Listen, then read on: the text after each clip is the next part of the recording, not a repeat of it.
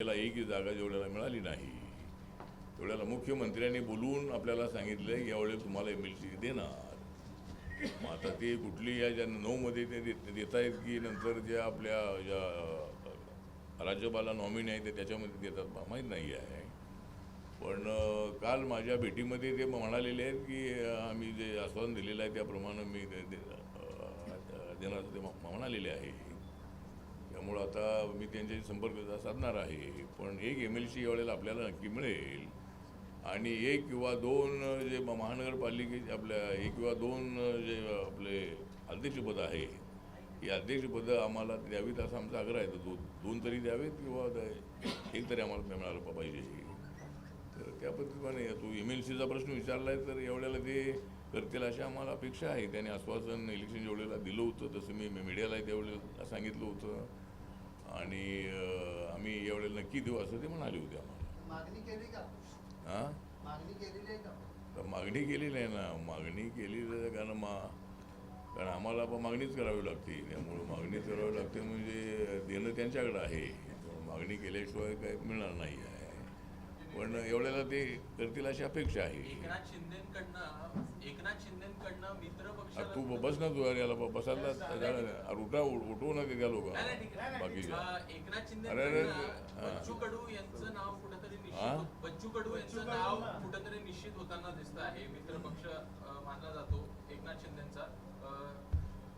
मात्र भाजपचे जे काही मित्रपक्ष आहेत त्यांना कुठेतरी डावललं जात आहे असं तुम्हाला वाटतं? एकूणच अशी काही काय डावललं जाते असं काय नाही. एक तर BJPकडं लोकांची एवढी मोठी गर्दी झालेली आहे की कुणाला काय द्यायचं या संभ्रमामध्ये मुख्यमंत्री आहे. त्यामुळे एवढ्या लोकांना आश्वासन दिलेले आहे की याला तिकीट नाही मिळालं की तुला हे देऊ ते देऊ असं सगळ्यांना सांगावं लागतंय. माझ्याकडे जे लोक येतात त्यांना मी सांगत असतो की तुला मी देणार आहे.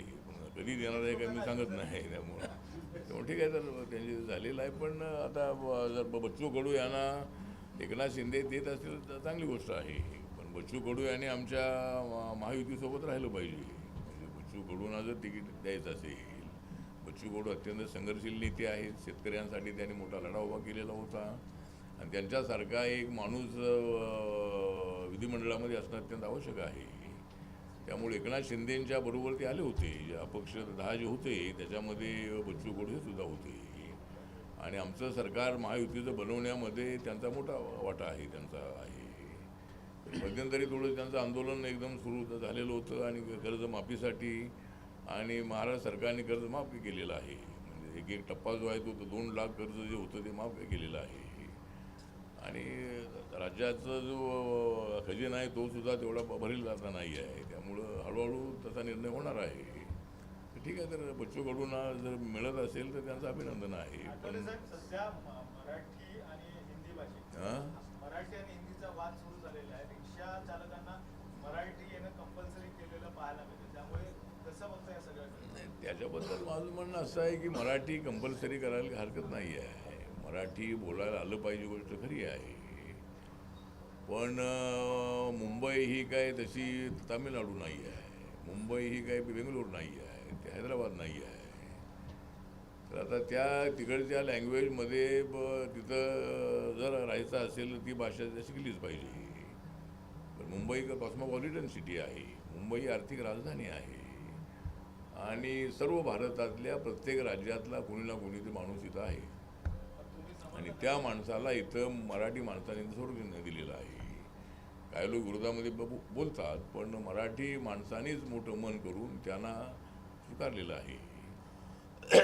पण अशा पद्धतीचा निर्णय प्रतापराव आपले मिनिस्टर प्रताप सरनाईक साहेब माझे चांगले मित्र आहे आणि त्या माझ्याकडे एक खातं होतं. मी ट्रान्सपोर्ट खात्याचा मंत्री असताना माझ्याकडे खातं होतं आणि मी त्यावेळेला अनेक वर्ष जे हे आपलं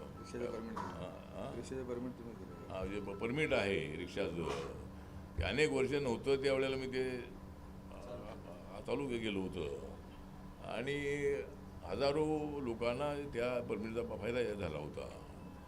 त्यामुळे मराठी शिका हा आग्रह करायला हरकत नाही आहे. पण असा एखादा आदेश काढणं वगैरे या मताशी मी सहमत नाही. कारण हिंदी भाषा आपली राष्ट्रभाषा आहे आणि आज आमची खेड्यापाड्यातील महिलासुद्धा हिंदी बोलते. मराठी बोलणारी जी आमची महिला आहे, एखादी अशिक्षित आहे, झोपडपट्टीत राहणारी, ती सुद्धा हिंदीत चांगलं बोलते. त्यामुळे ठीक आहे, तो विषय नाही आहे. पण मराठीचा आग्रह असायला हरकत नाही. पण परमिटच रद्द करू असं कसं काय? त्या ते जे लोक उपाशी मारणार का ते लोक इथं आलेले? त्यामुळं असा काहीतरी निर्णय घेऊन मुंबईची प्रतिमा खराब करू नये. मुंबई ही व्यापक आहे. मुंबईचं दिल फार मोठं आहे आणि मुंबईनं सगळ्यांना सामावून घेतलेलं आहे. पण मराठीत शिकलं पाहिजे या मताशी मी सहमत आहे. पण त्यांनी मराठीत शिकावं. आणि इथं राहणारे 80% लोक मराठीत चांगलं बोलतात. आता केरळची मुलं मी बघितली, आंध्राची बघितली, साऊथ इंडियाची बघितली, नॉर्थ इंडियाची बघितली, गुजराती मुलं बघितली, मुली मराठी चांगली बोलतात की नाव त्यांचं गुजराती असतं पण मराठीत चांगलं बोलतात. त्यामुळे इथं 80% मुलं मुली अत्यंत चांगलं मराठी बोलतात. पण असं राजकारण करून मुंबईची इमेज थोडीशी करू नये असं माझं मत आहे. ठीक आहे, प्रतापराव सरनाईकाच्या मताची मी सहमत आहे की इथं राहणाऱ्या व्यक्तींनी मराठी ते शिकायला पाहिजे. त्यांनी शिकायला हरकत नाही आहे. पण लगेच परमिट रद्द करू नये. त्यांना शिकायला थोडा वेळ द्यायला पाहिजे. आणि ज्यांना मराठी येत नाही त्यांच्यासाठी क्लासेस घेण्याचाही काहीतरी एखादा निर्णय घेतला पाहिजे त्या रिक्षा चालकांना मराठी ते शिकवण्यासाठी. त्यामुळं असा प्रयत्न झाला पाहिजे. थोडं हा बोल प्रकाश ते मी बोलतो यायचं थोडं हा बोलेल मग मी बोलतो. हां बोला. तू हा बोलला मी तर सांगतो तुला मतदारसंघ. हां भगवान गौतम बुद्ध सगळ्यांना इथे दिलंय का? डॉक्टर बाबासाहेब आंबेडकर यांच्या चरणी प्रथम नतमस्तक होतो. रिपब्लिक पार्टी ऑफ इंडियाचे सर्वसभा केंद्रीय मंत्री रामदासजी आठवले साहेब आणि व्यासपीठावरती सर्व माझे वरिष्ठ मार्गदर्शक, उपस्थित बंधू भगिनींनो, पत्रकार बंधूंनो, तुम्हाला माझ्या सर्वांना क्रांतिकारी जय भीम. मी प्रकाश तुकाराम खंडागळे. मी गेल्या 87-88 सालापासून आदरणीय रामदासजी आठवले साहेब यांच्यासोबत त्यांच्या पक्षामध्ये काम करत होतो. आणि आमच्या विभागातले जे आमचे सकूर शेख अंधेरीचे आणि सिद्धार्थ पवार त्यांच्या खांद्याला खांद्या लावून काम केलं. 12-15 वर्ष अगोदर मी रिपब्लिक पार्टी ऑफ इंडियाचा महासचिव झालो. मराठी बोलून दिसत नाही. त्याच्यामध्ये राजकारण थोडंसं निवडणुकीमध्ये त्याच्यामध्ये मी थोडासा नाराज झालो. परिवारामध्ये छोटी मोठी भांडणं होत असतात. त्या त्याच्यामध्ये मी थोडा नाराज झालो आणि थोडा बाहेर पडलो. पण बाहेर पडल्यानंतर जो मला अनुभव मिळाला तो मी तुमच्यासमोर सांगू शकत नाही. आणि म्हणून मी पुन्हा डॉक्टर बाबासाहेब आंबेडकरांचा जो पक्ष आहे रिपब्लिक पार्टी ऑफ इंडिया आणि संघर्ष नायक जे पक्ष चालवणारे संघर्ष नायक आदरणीय आठवले साहेब यांच्याकडे मी पुन्हा आलो. आणि त्यांनी मला पोस्ट आरक्षण आहे. एक तर महिलांचं आरक्षण देण्यासाठी अनेक वेळेला प्रयत्न झाला होता. आणि एकदा मनमोहन सिंग यांचं सरकार असताना मी संसदेमध्ये होतो आणि त्यावेळेला जो बिलाचा ड्राफ्ट आहे हा ड्राफ्ट समाजवादी पक्षाच्या लालू प्रसाद यादव यांच्या पक्षाच्या खासदारांनी तो ड्राफ्ट फाडला होता. आणि त्यांचं म्हणणं असं होतं की ओबीसीना द्या. पण आता ओबीसीना द्या तर ओबीसीना जोपर्यंत आरक्षण पॉलिटिकल देण्याचा निर्णय होत नाही तोपर्यंत त्यांच्या महिलांना आरक्षण मिळणं अशक्य आहे.